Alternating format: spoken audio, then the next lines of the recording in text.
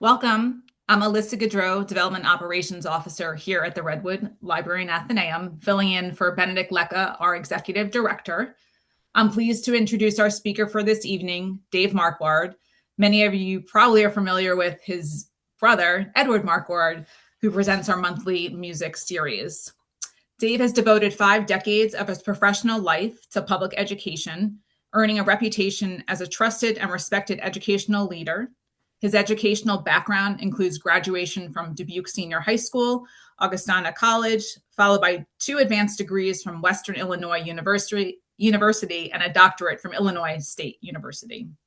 He began his career as a junior high school science teacher and later served in multiple leadership and support roles, including coach, principal, school district superintendent, college instructor, and educational consultant. His first book, Free the Teachers, A Guide to Joyful Teaching and Learning, is dedicated to productive education reform.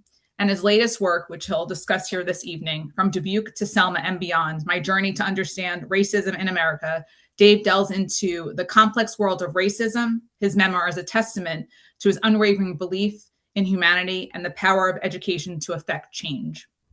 Dave is about to present his PowerPoint. We ask that you ask questions in the chat, and we'll have a brief Q&A afterwards. And there's also information on how to purchase the book afterwards. You're on, Dave. All right. Well, thank you for the kind introduction. I listened to that, and I think a couple things. This guy's been around for a while, and he might have had a difficult time holding a job. There are several job titles listed there, but I've enjoyed them all.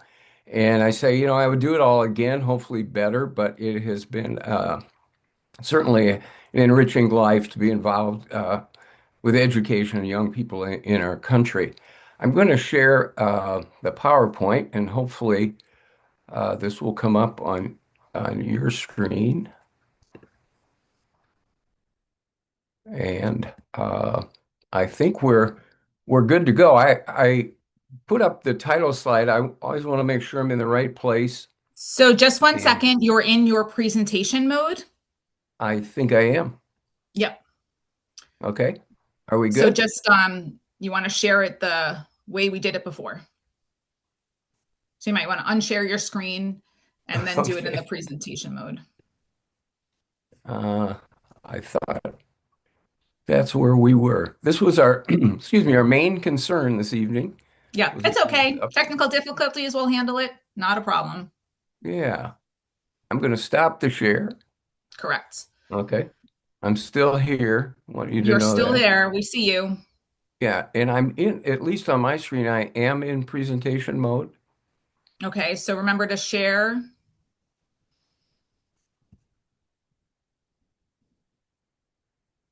Okay.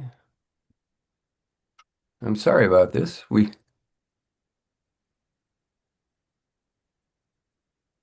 Uh,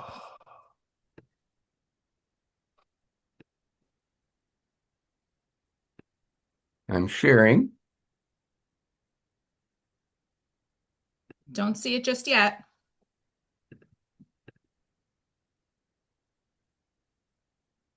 Okay, if you slide to the top of your screen and if you go to slideshow and put it in your presenter mode.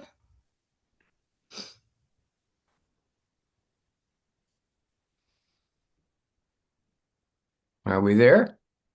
Well, I'm just seeing your notes and everything. Okay. I'm not sure what to do about that. On the top it says use slideshow. Do you see that on your screen? Yes. Okay, maybe that will work out. Is that better? Yep, there you go. We have figured it out. Okay. Now, we'll see if we can advance the slides. That'll will be the next. But thank you for your patience, and certainly thanks to each of you for being here. How are we doing, Alyssa? Are we back on track? We're on happy 2026. Okay, we're good. Thank you. Okay. And thanks everyone for your patience. Yeah, happy 2026. It's hard to believe for those who've been around for a little while that those years are flying by, but they certainly are. Um, and thank you for the opportunity to share my journey to understand racism in America. And it has and continues to be a journey, not a destination, certainly, but working toward being better and understanding every day. Alyssa mentioned my brother Ed as a monthly contributor to Redwood, and that's I'm sitting at the piano, and this is not AI generated, but I do not play the piano. We were at a recital for Ed's lovely wife, Diana, and used the piano as a prop to get a nice picture of brother Ed and a brother Randy. And I have been fortunate to have two older brothers that have guided me seriously, sometimes gently, sometimes a little more forcefully throughout life, and we continue to have a terrific relationship. I think it's especially poignant to be with you celebrating during Black History Month, which is February in our country. Did a little bit of history. In 1926, historian Carter G. Uh, Woodward initiated Negro History Month and coincided with the birthdays of Frederick Douglass and Abraham Lincoln. Fast forward 50 years, and we've moved to, in 1976, President Gerald Ford signs into law Black History Month. So it took 50 years to go from a week to a month, and we seem to have been stalled because we're still on that month. It's in the book tour is the title of my tour that I have taken to various cities. And this is my crew. These are my children and grandchildren. And they kind of surprise me around Christmas time. Typically, I'll walk into the house and someone will say, Grandpa's here. And they may look up and come over and say, Hi, Grandpa, excuse me. But this time they were all standing looking at me, and I noticed they all had t-shirts on. And a closer look, on the front of that t-shirt is from Dubuque to Selma, and on the back are the stops on the book tour that I've had. And so I felt a little bit like a rock star that day. So I thank my family for that, a little bit of joy around the Christmas time.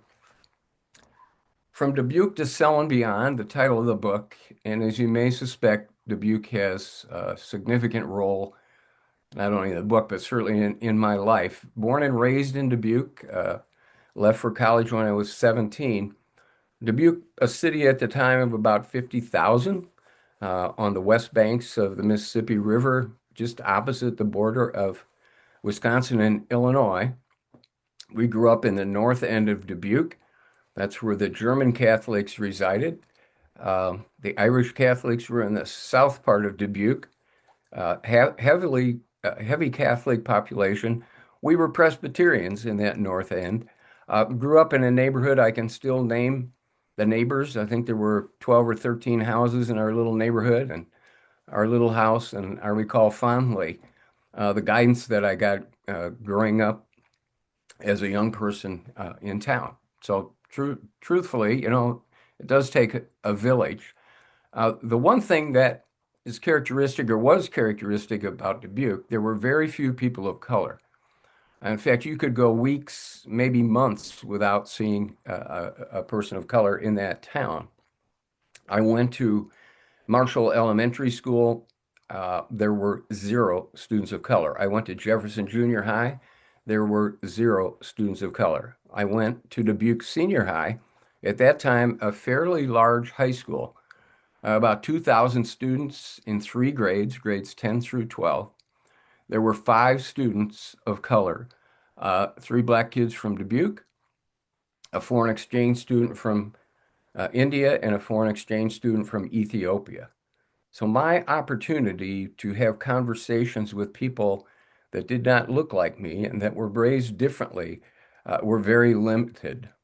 And that changed very shortly after I went off to college, Augustana College, when I was 17 years old.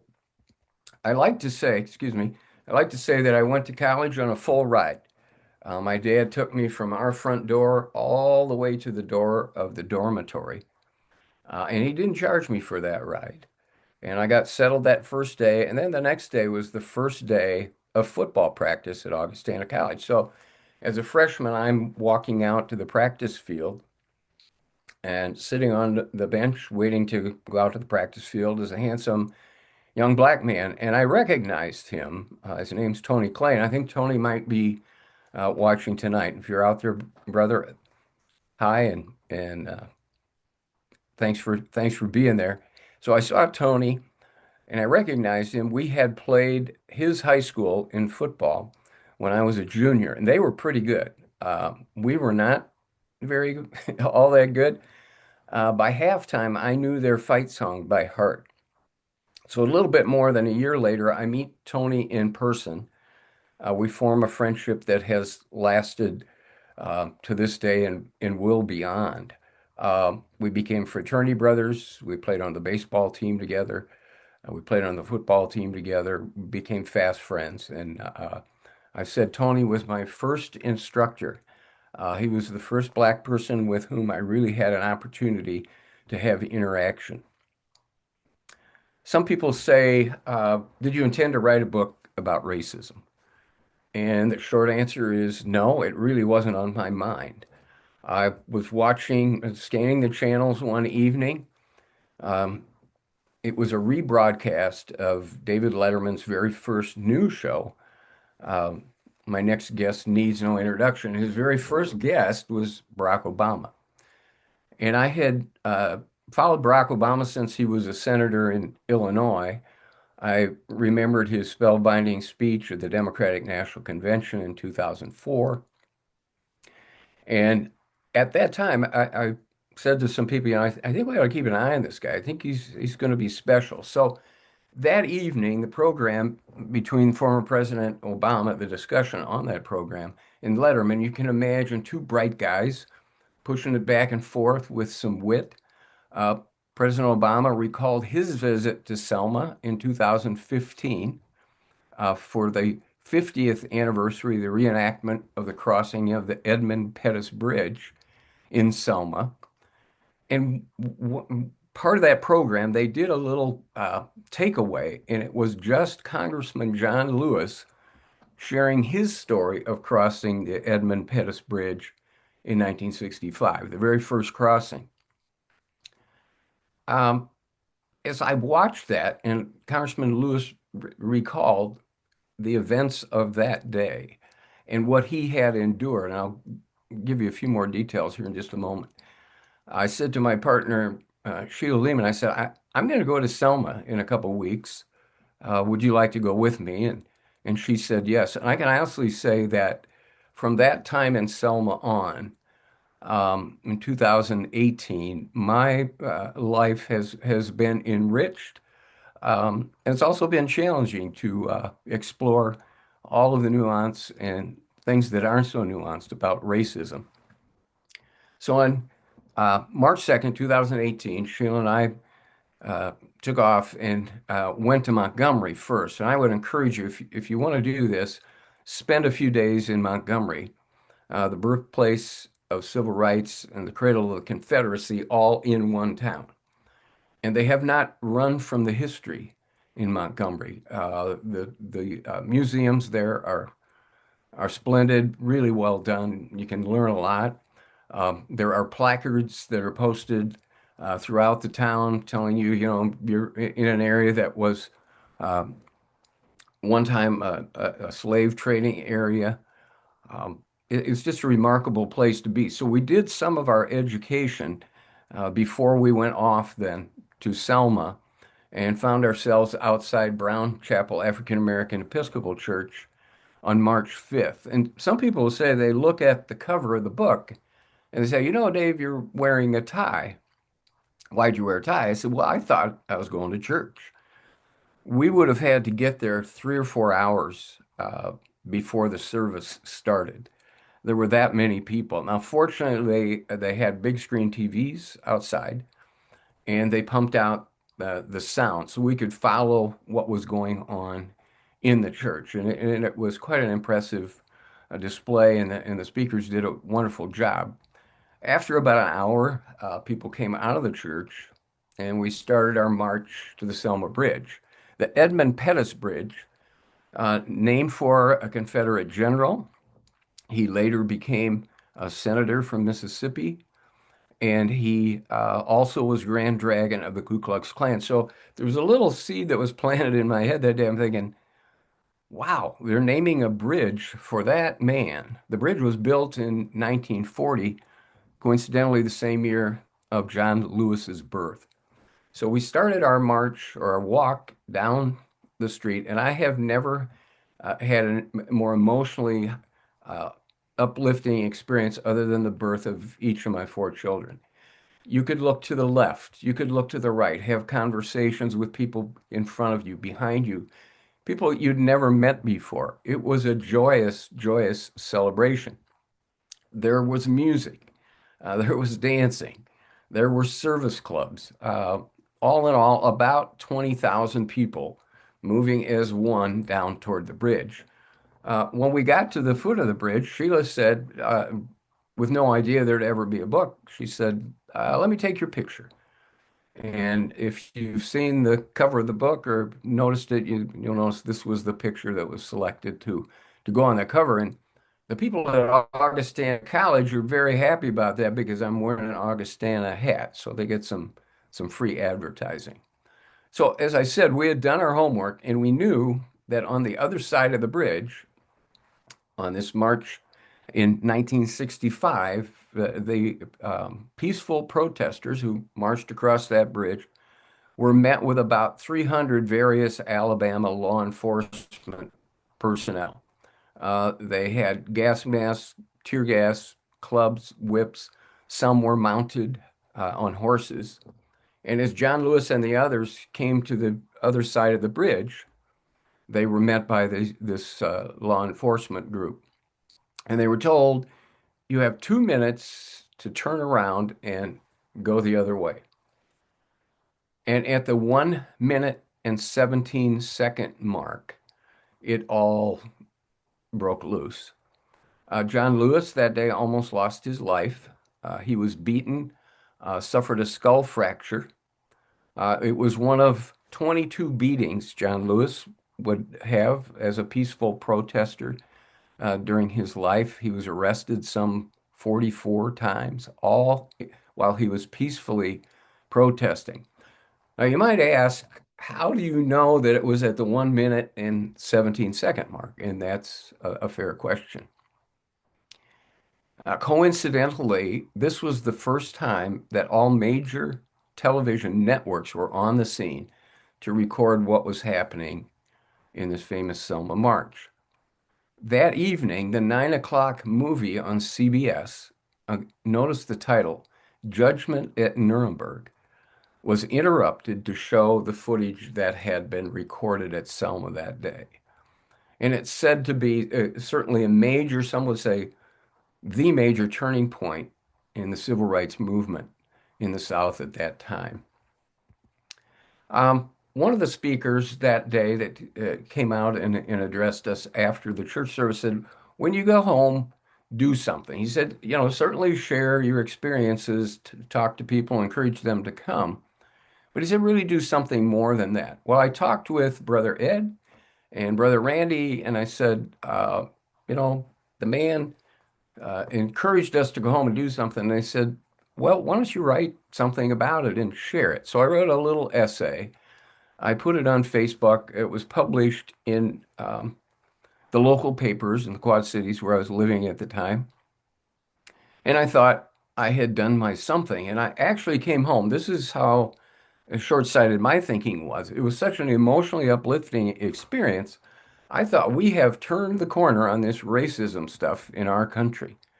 So I wrote with an uplifting spirit, but I'm going to share with your indulgence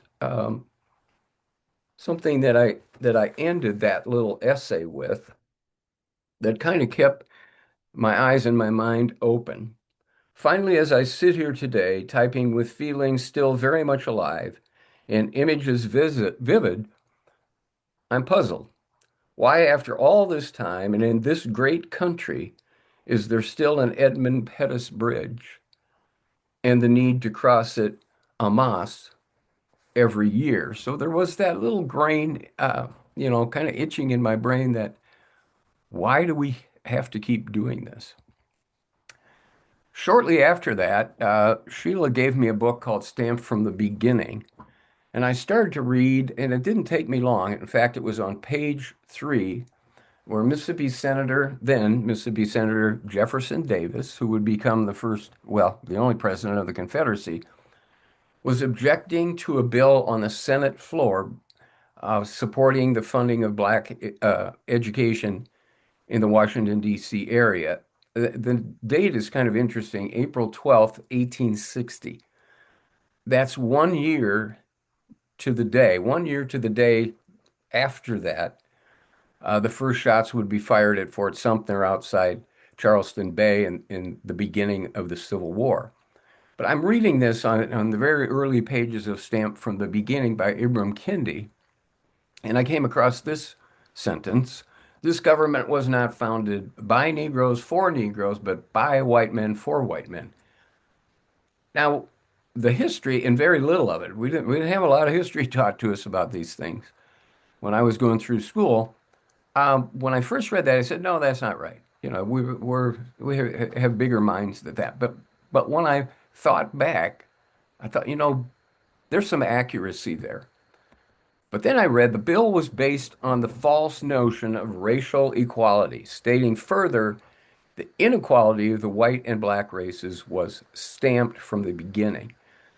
Now, I had been around for a while now. I had interacted with people of color. I had worked with them, socialized, taught their kids, coached the kids.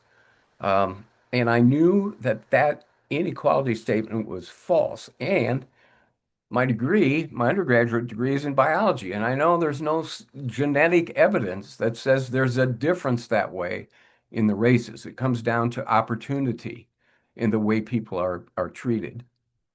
And those little passages, particularly that last one, gave me the real spark to say, I'm going to take this much more seriously and see what I can do in terms of writing and sharing the words and maybe helping this movement along. So I began to reminisce. I looked at my time as a younger person in Dubuque, and that's sometimes uncomfortable. If you have the book, if you've read the book, or if you will read the book, uh, on the very first page in the prologue, I talk about some things I said in Dubuque, and I'm not proud of that. But if we're ever going to get anywhere, we have to look honestly within at ourselves and say, who am I? What was I thinking? What am I thinking? I began to research more widely, and as people started to learn that I was working on this project, they helped me along. They would send me articles, they would recommend passages of books, and so on. And so it became kind of a group project. I began to write more seriously. I wrote some more vignettes, some more essays, and started to collect those, and they became the basis on which my writing would be based. And the most important thing, I began to interview particularly men and women of color. And the one question I asked them, many questions, the one question I asked them that opened my eyes and led to a lot more of the writing was, have you ever been racially profiled? I've been profiled in my life. I'll give you a quick example. In the 1970s, I was in the National Guard.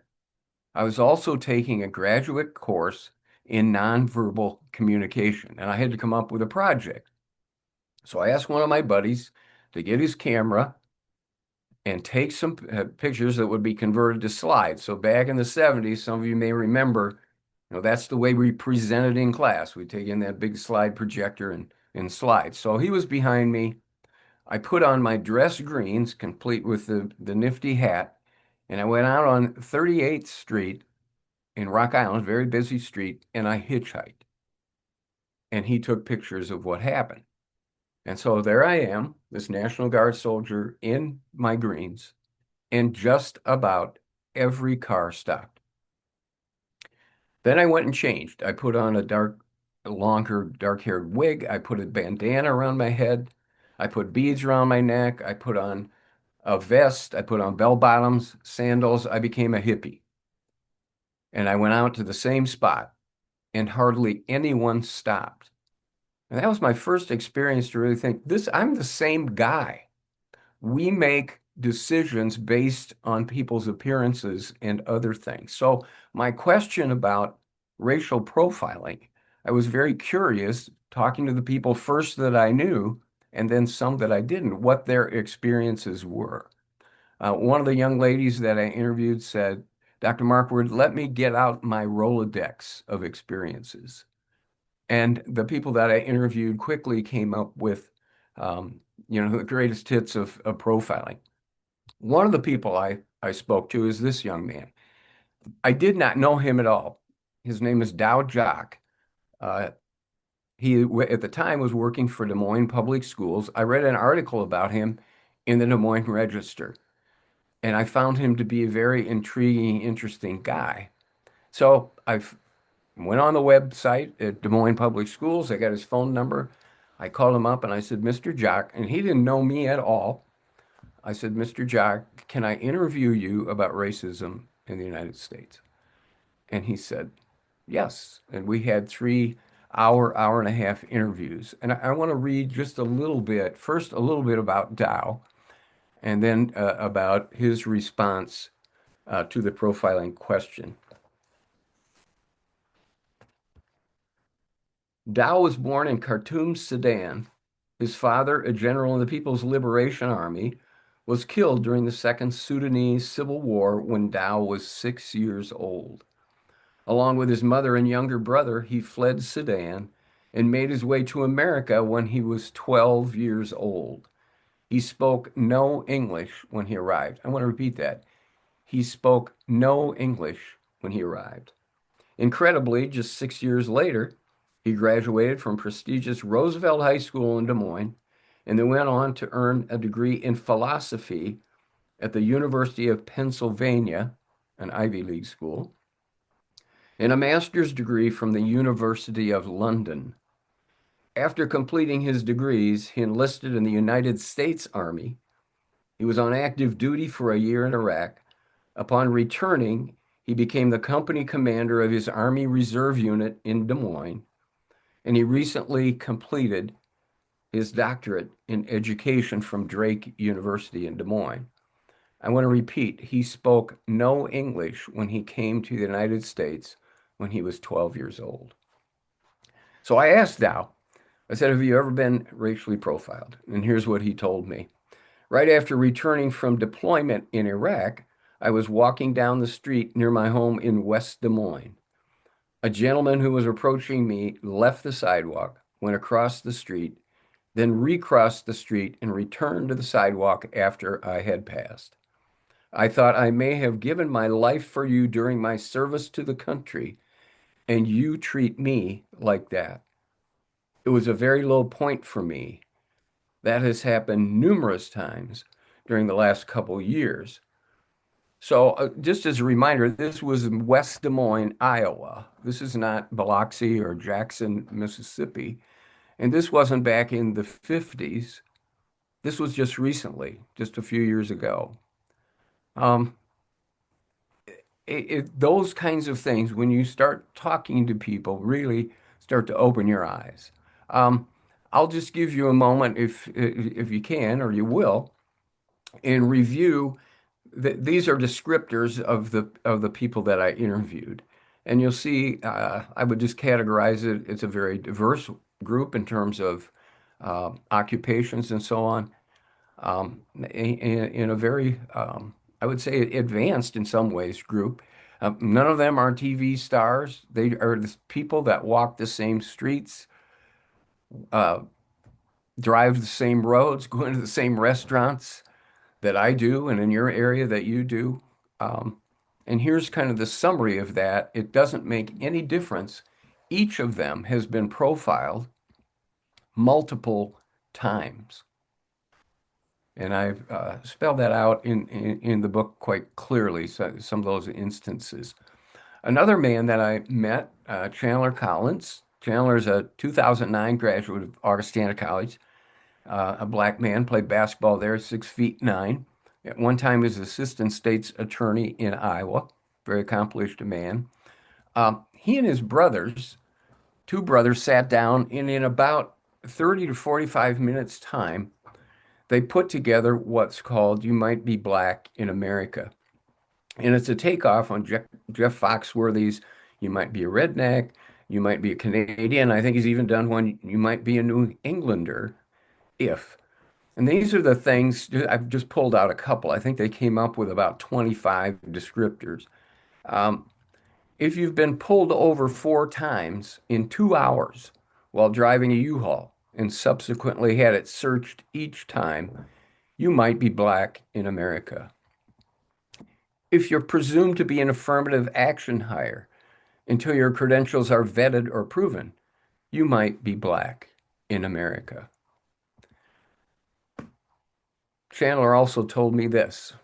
He said, "You've heard of George Floyd, Breonna Taylor, Ahmaud Arbery, and Emmett Till. All of those people, executed at young ages. Though we are not these people, we live in a country where daily interactions remind us at any time that at any time we could be." And that statement has set with me, and I think about it frequently. I don't get up each day and say, what's going to happen to me because I'm white? But most of my friends and acquaintances, people of color, at some time have that thought as they, again, walk down the street, drive down the highway, go into stores or restaurants. Sheila and I went back to Selma in 2020, and there we saw the great John Lewis. It was the 55th anniversary of the original crossing. He was being held up there. He was weakened by cancer, and in July of that year, he would pass. I don't have a lot of regrets in life. I don't have a lot of heroes. This guy's one of them. And I don't have a lot of regrets, but I do have one concerning John Lewis. I had sent an email message to his Atlanta office and one to his office in Washington, D.C., seeing if I could just come and meet him. I would have driven or hopped on a plane or done anything just to shake the man's hand and tell him how grateful I am for how he has affected my life, and he doesn't even know that.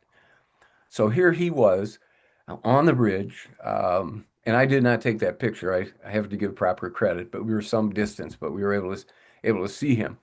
I'm going to take us from there for just a minute. I'm going to take a little side trip to Nashville. She and I went to Nashville in 2022. Uh, One of her brother-in-laws had passed, and we went there to comfort her sister. And then we were going to visit parts of Nashville. On our way to Honky Tonk Row, we're walking down the sidewalk, and Sheila says, "Hey, Dave, look, it's a Woolworth store." Now, some of you may have been in towns where we had a Woolworth. In Dubuque, Iowa, we had both a Woolworth and a Kresge, the five and dime stores. And they had soda fountains.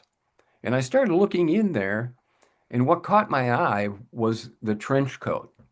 Now, the Woolworth in Nashville has been redone. It's a community center, but they've left this part of the lunch counter where the sit-ins in the 60s took place. So, with your indulgence, I want to read just a little bit about the sit-ins. I had ventured into Woolworth and Kresge's many times with my teenage friends. We had a Coke, sat there as long as I wanted. John Lewis and others didn't have quite the same experience.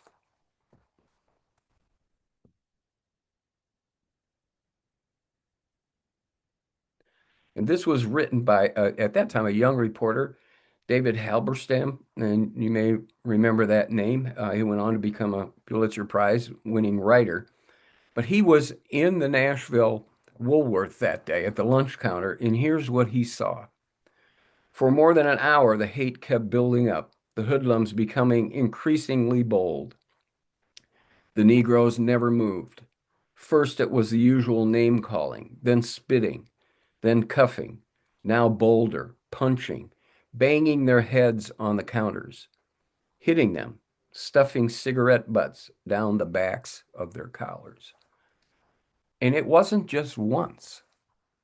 the demonstrators, the peaceful demonstrators in these sit-ins and riding the buses and marches continuously were hassled and sometimes beaten. John Lewis, to me, a true hero.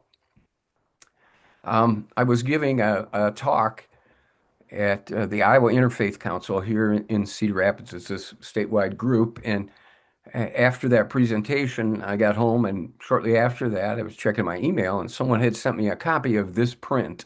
Mike Lukovich is a political cartoonist, and I think this says a lot. The great John Lewis was a bridge for many people, and I now have a copy of that print, and it sits. It's about 2 feet from me here as I talk. So whenever I feel woe is me or life is treating me poorly, I just kind of look up at Congressman Lewis at that print and say, I think I can get through this. A true American hero. Okay, back to Selma, 2020. We went to the National Memorial for Peace and Justice. That was not there during our first visit in 2018. So we were very excited to get out there and take a look at it.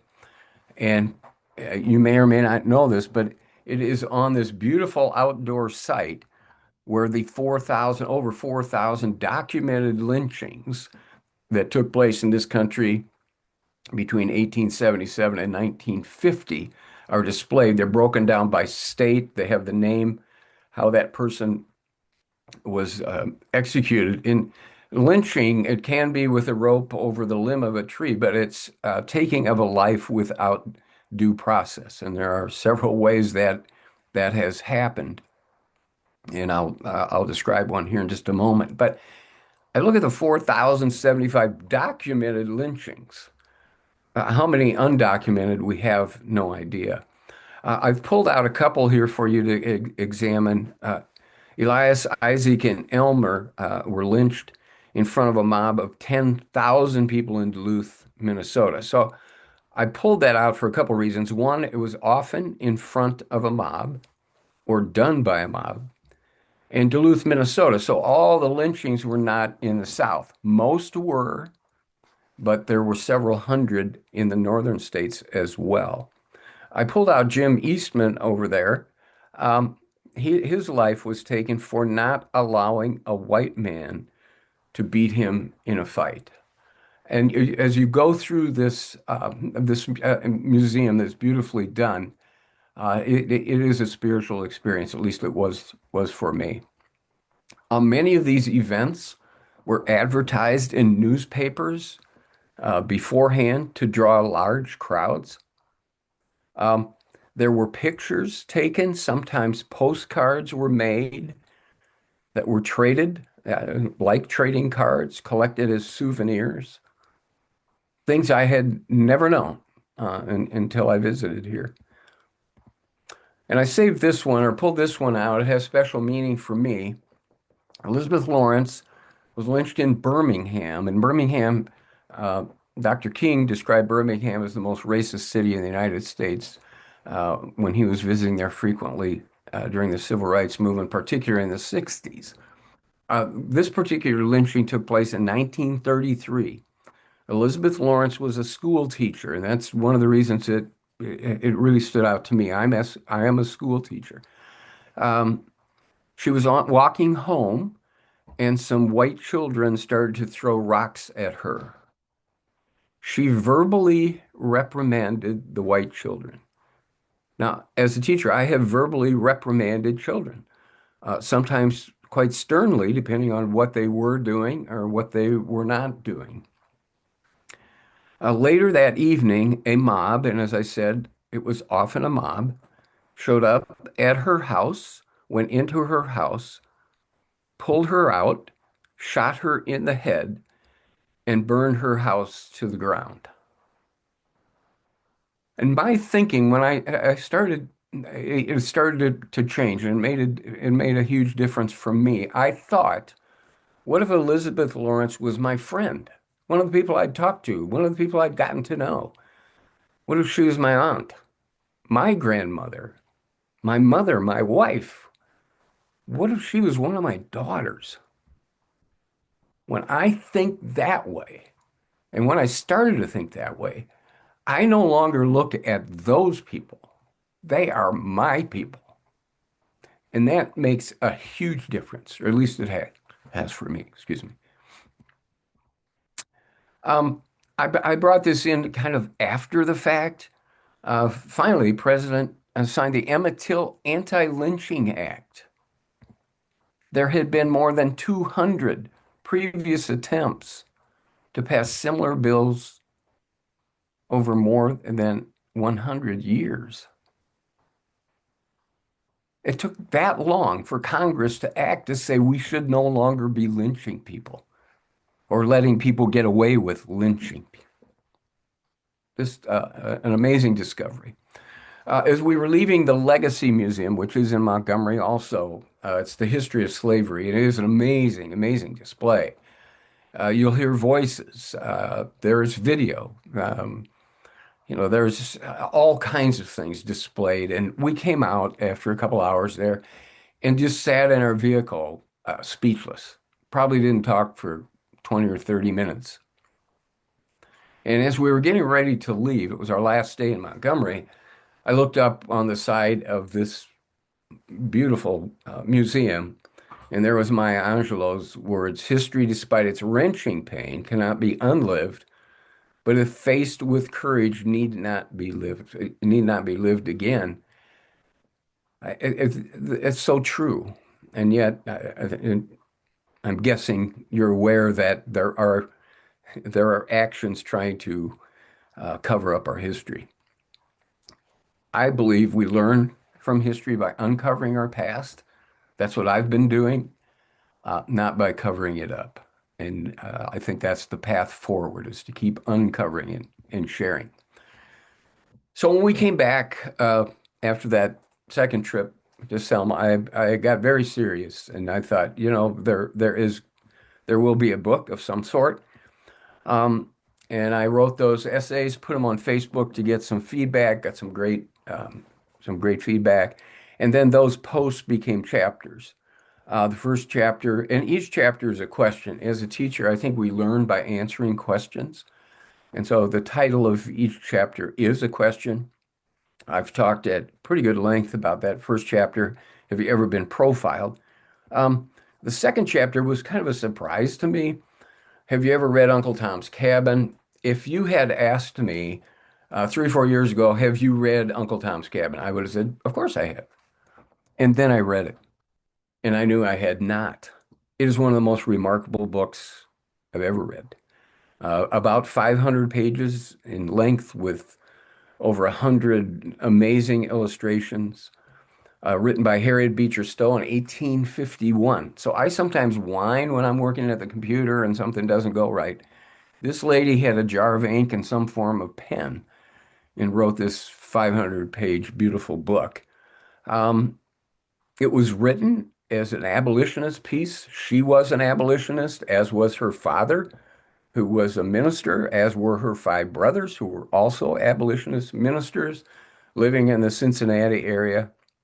And I always thought that if slaves could, as an example, get across, the Ohio River and from Kentucky into Cincinnati, they would be safe, and in other parts of Ohio. I was wrong. They weren't safe till they got to Canada. And she writes about these things in the book. So what happened? Well, as so often happens in our history, some white people got a hold of it, changed the text. It became a minstrel show, put on with white people in blackface, portrayed Uncle Tom very differently than Uncle Tom is portrayed accurately in the book. One of the most disparaging things that you can direct at a black person, particularly a black male, is to call that person an Uncle Tom. Now, that horse is out of the barn. We're never going to get that back. But I would encourage you to take a look at that and draw your own conclusions. And I go in pretty good depth in chapter 2. What do you stand for? Uh, Colin Kaepernick took a knee and half the country became unglued. And for what I think a lot of people didn't understand, I go into that. why he did it, who also took a knee with him or stood beside him when he took a knee. I think you may be surprised as to why we say the pledge, how that came about, the Pledge of Allegiance in our public school classrooms, why we have flags, where they came from, some interesting stories, and asking everyone to look internally, what do you stand for? What's in a name?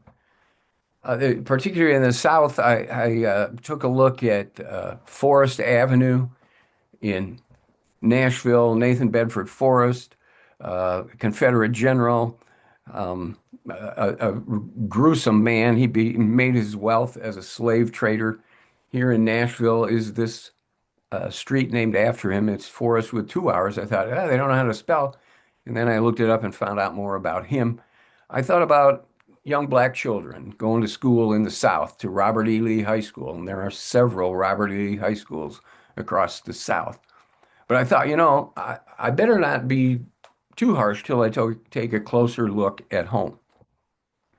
I mentioned earlier I went to Marshall Elementary School in Dubuque, Iowa, north end of Dubuque. Um, it was a neighborhood school, so we would walk to school in the morning, go home for lunch, go back in the afternoon, and then go home. So I walked by that big Marshall name on that building probably 4,000 times in the 7 years that I went to school there.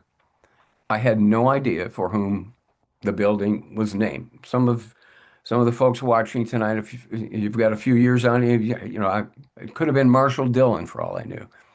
So I did a little research and I found out it was named for John Marshall, the longest serving Supreme Court Chief Justice in the history of the United States. I thought, wow, that building's named for that guy. That's pretty good. Well, then I dug a little deeper.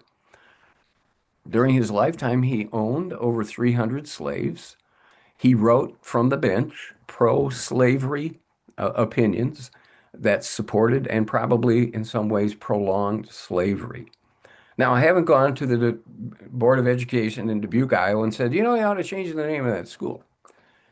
But I do believe that the children who go there, the teachers who teach there, the people who live in the neighborhood, and the people who live in the community should at least know for whom that facility and maybe others are named.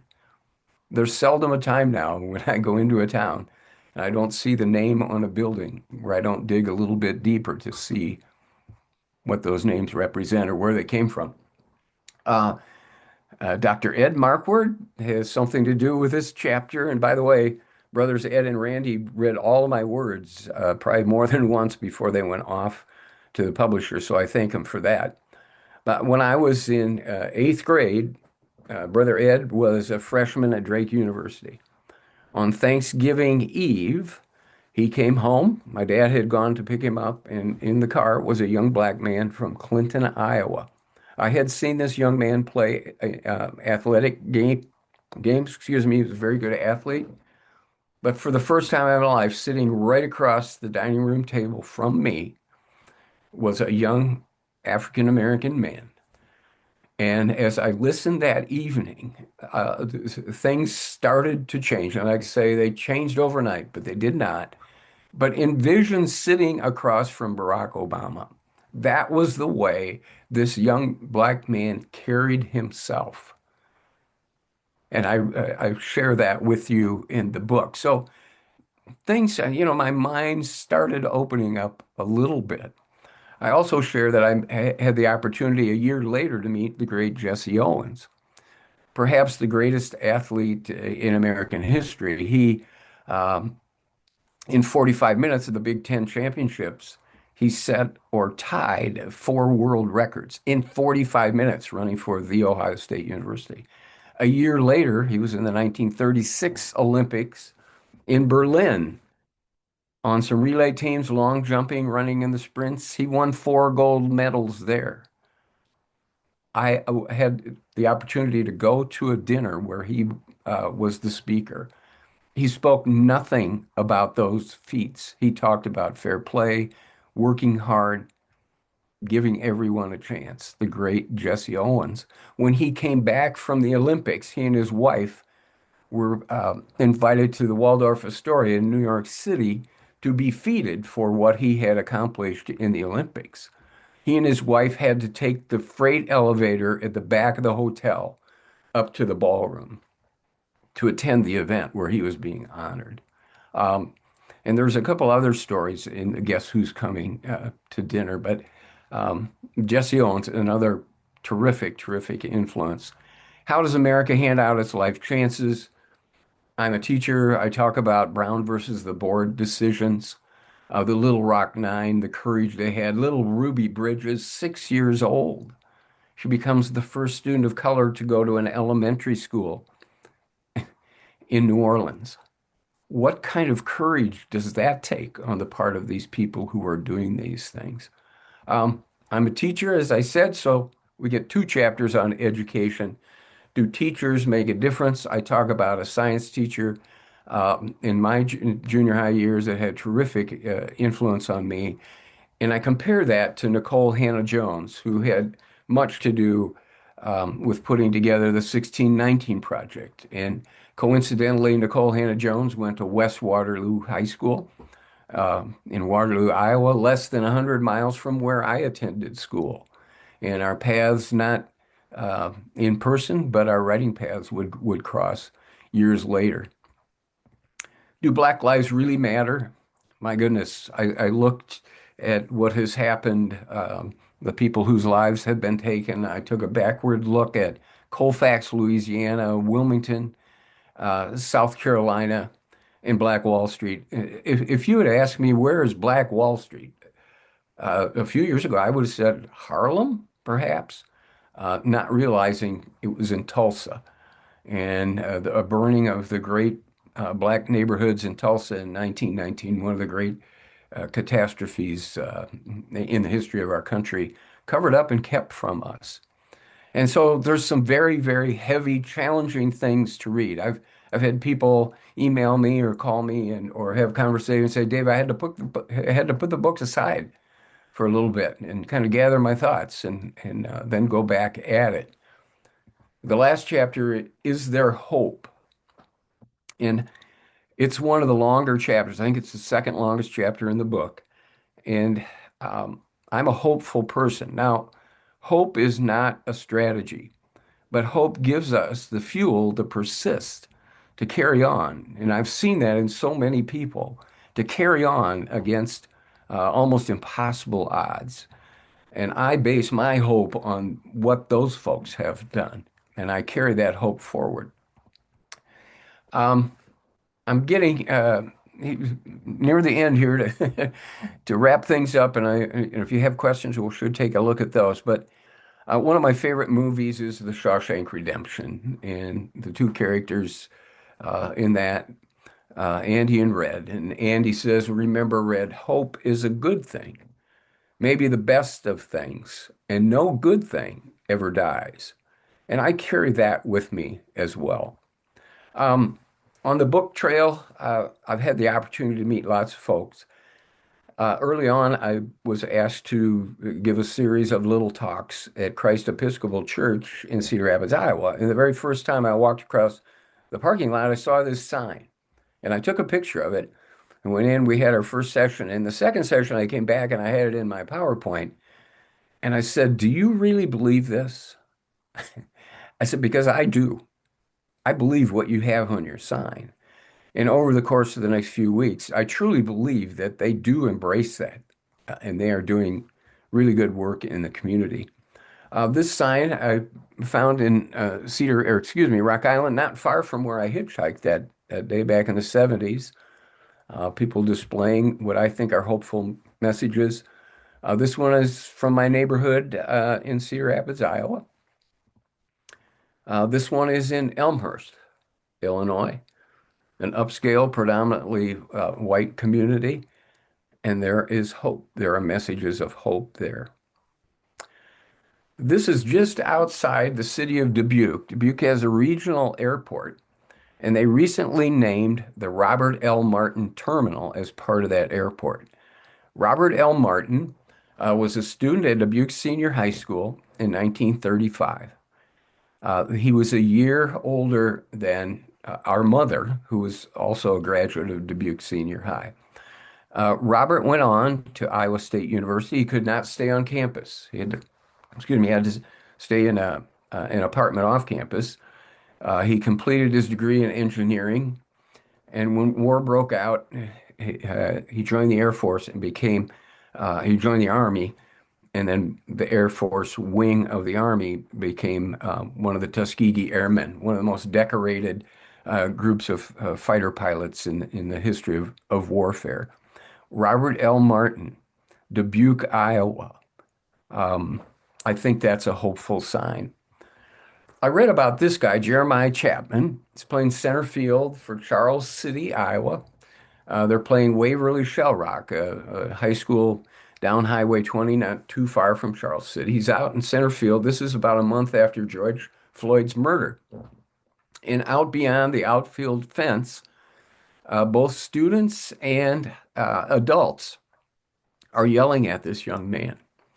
Uh, Go back to the fields. Go back to Africa. You should have been George Floyd. Now, when I was 17, I played center field for Dubuque Senior High. If somebody had yelled stuff like that at me, I think I would have run for the dugout. He not only didn't run for the dugout, he went back to center field inning after inning after inning. And when word got out about this story, he got letters of support. This is hope. He got letters of support, not just from Iowans, but people across the country and from foreign lands supporting him and telling him how proud they were. In 2021, he was given the All Iowa Courage Award, which is a huge deal in the state of Iowa. They don't give these out, you know, very easily. So, what an amazing young man. I talked to him a few months ago.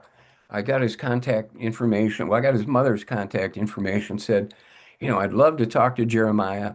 Is that okay with you? And she said, sure.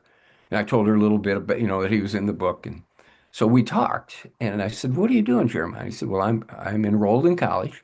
He said, I'm also working as a para-educator, a teacher assistant. And he said, I want to be a special education teacher when I graduate. I have no idea.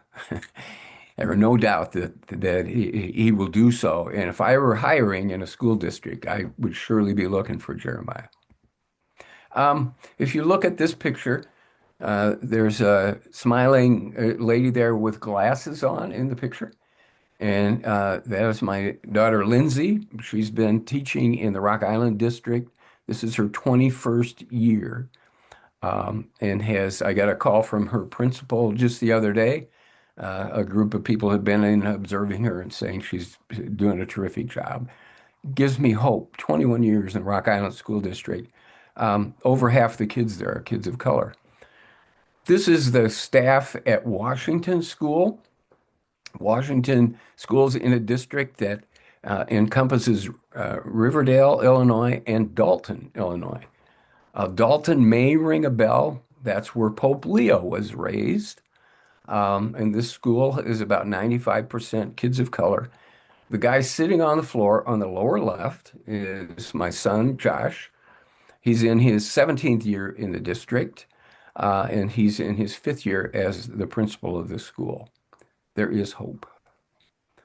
She and I went back to Selma in 1960, excuse me, for the 60th on March 9th, 2025. And we found ourselves outside the chapel again and marching. And I picked up this poster. Here we were 60 years later, and we're still concerned about votes in our country and voting in our country. And the passing of the Voting Rights Act years ago, it's one thing to pass a law, it's another to really enact it and see it carried out. So we're still fighting that, good fight here. Again, 20,000 or so people watching or walking down the streets of Selma. The attitude, the mood of the crowd was much different this year. Much more subdued, still friendly people with whom you could have conversations, but much more concerning. And the messages from the speakers were much more concerning about what the future may look like and the importance for us to stay the course, and support each other and lift each other up and certainly not give up hope. This is on just about the spot, a little bit removed from where you saw that picture of John Lewis almost being beaten to death. And study that picture if you can, or if you will, and look at the makeup of who is standing there today and standing, sometimes interlocked. Um, Look at the law enforcement individuals. That picture gives me hope. That's in Selma, Alabama. Here's my summary statement. Small things can make a difference. I borrowed this. Brother Ed sent me a t-shirt, and on that t-shirt it said, "Go out and make a friend with someone who doesn't look like you and find the sunshine in that relationship." I borrowed that from Kareem Abdul-Jabbar, or at least it was on the shirt, so I share it with you. And he also added, "It just might change your world." And then this is my line, "It has changed mine." The people that who've been kind enough to take me in and guide me and help me have changed my life in very positive ways, and I'm very fortunate to have had those and continue to have those relationships. Um, if you read the book, I suggest you read it with a growth mindset and kind of use it as an assessment of where you are in your own understanding of racism. And we all where are where we are. It's a continuum. And each day I try to move it along in a positive way. And as you read, ask yourself, who am I? When I went back and reminisced, I asked, who was I? Am I still that same person? Who am I? What do I believe? What are my real beliefs? And am I expressing those and sharing those? Why do I believe those things? Where did those come from? Something I read, somebody told me, an interaction. Who do I want to be? When I think of my best self, who do I want to be? And what can I do to align my actions with my beliefs so I can become that person? Um, I think Alyssa's going to share some information after and you'll receive it, but there's a number of ways to get a book, and I'm probably one of the world's worst salesmen, but here's some information. We'll share it. You can get it online. If you'd like a signed copy, we'll figure out how to do that. Public libraries, if the public library where you are does not have it, um, it's been my experience, and people have told me if you request it, the libraries will bring it in. And then proceeds from all book sales that I've been doing are going to local food banks. Those folks the need has never been bigger and can certainly use our help. So I thank you for your kind attention. Um, I hope you found it worth your while, and we will certainly entertain questions. Hi, thank you.